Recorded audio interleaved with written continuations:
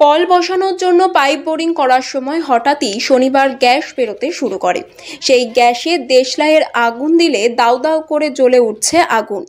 ঘটনাটি ঘটেছে পূর্ব বর্ধমান জেলার কালনার সমুদ্রগড়ের দক্ষিণ বাটি গ্রামের। এই ঘটনার জেরে ব্যাপক আতঙ্ক ছড়ায় গ্রাম জুড়ে।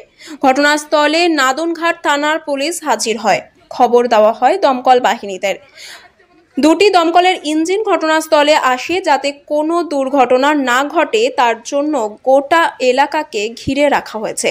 কী কারণে বা কোন গ্যাস বেরোচ্ছে তা জানতে ওএনজিসিকে খবর দেওয়া হলে তারা ঘটনাস্থলে এসে উপস্থিত হয়। 290 ফুট মতো বোরিং হয়, বালি পাওয়া যাচ্ছে না। তখন মিস্ত্রি সন্দেহ হয় যে কিছু একটা ব্যাপার আছে। তখন ওই পাইপ তুলতে থাকে। 140 ফুট পাইপ যখন ওঠার পরে ওই তলার আরও যে পাইপ আছে সেগুলো আস্তে আস্তে তুলে দেয় এবং শোঁ করে শব্দ হতে থাকে। তখন ওদের সন্দেহবশত তখন ওরা ভাবে হয়তো গ্যাস ফ্যাস কিছু আছে। তখন ওই লাইট জ্বালা ধপ করে ঝেলে একবারে 5-7 ফুট হাইটের আগুনের প্রবাহ সৃষ্টি হয়। এখন কি পরিস্থিতি? এখন হচ্ছে বালি ফালি দিয়ে ওগুলো জাম করে রাখা আছে। সন্ধ্যে থেকে গত সন্ধ্যা থেকে এই ব্যবস্থায় পড়ে আছে।